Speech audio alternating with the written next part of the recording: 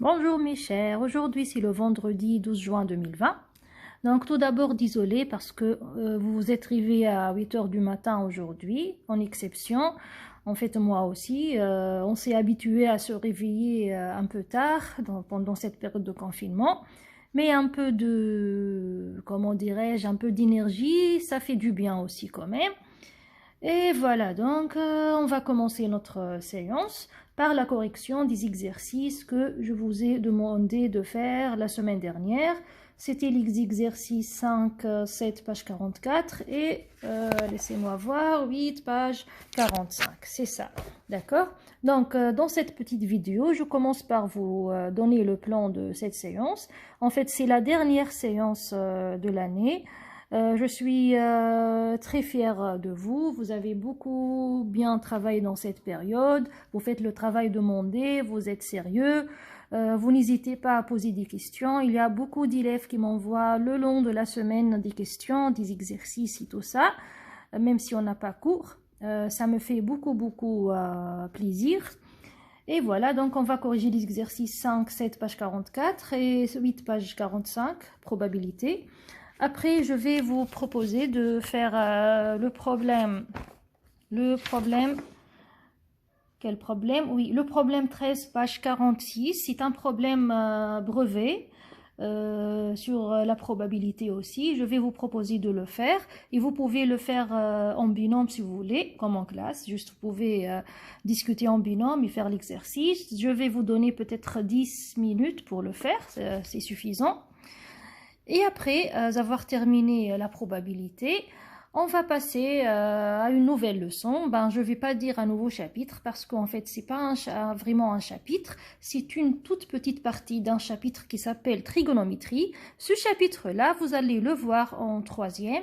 Mais nous, on va juste introduire la trigonométrie.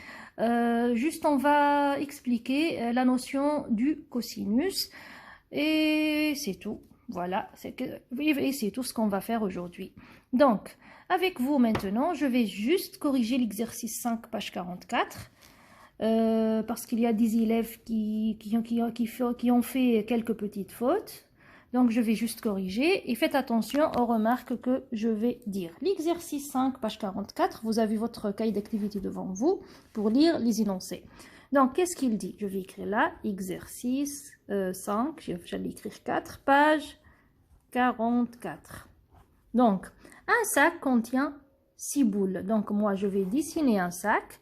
Ce sac, il contient 6 boules. 1, 2, 3, 4, 5 et 6. 6 boules sont numérotées. Les boules blanches portent les numéros 1, 2 et 3. Et les noires portent les numéros 1 et 2. Il y a une phrase que j'ai sautée, je crois. Ben oui, voilà. 4 boules blanches et 2 noires. Donc, ces 4 boules sont blanches et ces 2 boules sont noires. Donc, je vais écrire là, si vous voulez. Blanche. On a 4 blanches et 2 noires. Donc, les boules blanches sont numérotées 1, 2, 3. Et les boules noires sont numérotées 1 et 2. Voilà. Et la question. Question numéro 1. Quelle est la probabilité de tirer une boule blanche? Quelle est la probabilité de tirer une boule blanche? Je vais écrire comme ça. P entre parenthèses, ça veut dire probabilité. Tirer une boule blanche. Égal. Donc, dans cette question numéro 1, on s'intéresse seulement à la couleur de la boule. On ne s'intéresse pas au numéro de la boule. On s'intéresse seulement à la couleur de la boule. Donc, tirer une boule blanche, il faut chercher combien a-t-on 2 boules blanches dans ce sac. Eh bien, on a 4 boules blanches. Donc, on rappelle la formule de la probabilité. C'est le nombre de cas de l'événement divisé par le nombre de cas total. Donc, le nombre de cas de l'événement, on a 4 boules blanches.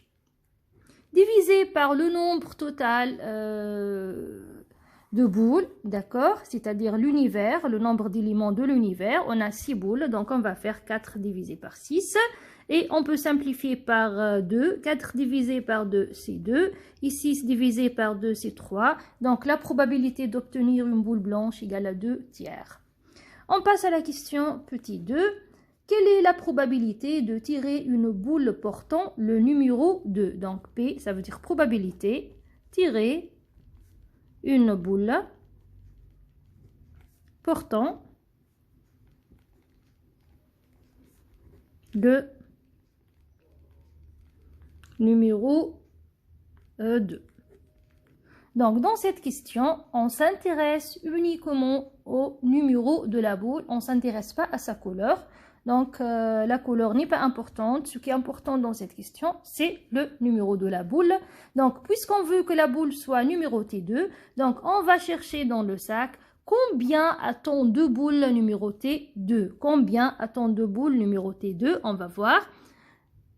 Celle-là, elle est numérotée 2 et celle-là, elle est numérotée 2. Donc, on a 2 boules numérotées 2. Donc, le nombre de cas de cet événement est égal à 2 puisqu'on a 2 boules numérotées 2 divisé par le nombre de cas total qui ne change pas parce qu'en fait, c'est le nombre d'éléments de l'univers ou bien le nombre de boules dans le sac. Donc, divisé par 6. Si on simplifie, 2 divisé par 2, ça donne 1. Et 6 divisé par 2, ça fait 3. Donc, la probabilité d'obtenir une boule portant le numéro 2 est égale à 1 tiers.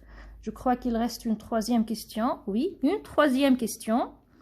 La probabilité de tirer une boule blanche numérotée 2. P, ça veut dire probabilité, tirer une boule blanche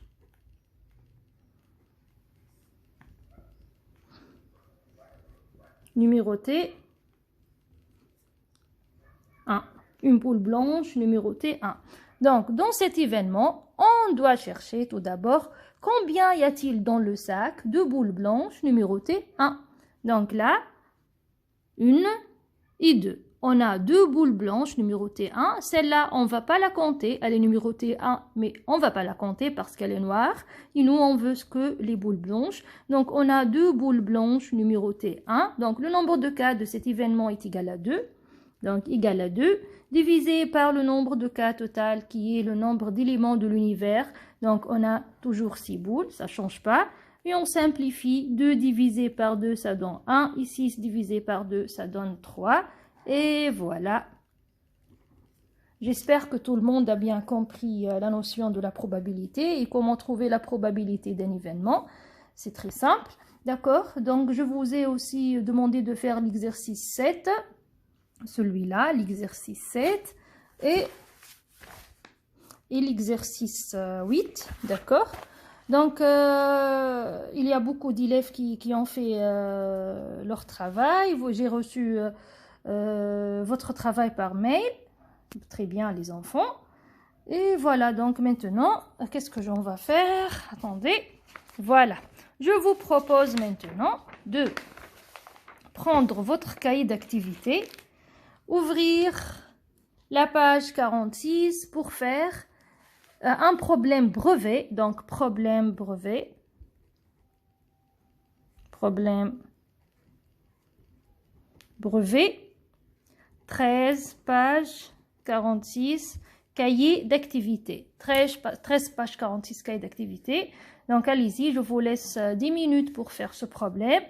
Comme en classe, vous pouvez travailler en binôme, je ne sais pas comment, vous pouvez travailler en audio ensemble ou bien juste en écrivant au privé, comme vous voulez. L'essentiel, c'est que vous pouvez travailler en binôme. Je vous laisse 10 minutes. C'est un très bon problème. Moi, je l'ai trouvé très bien, donc je veux bien que vous le faites. Allez-y, à tout à l'heure, mes chers.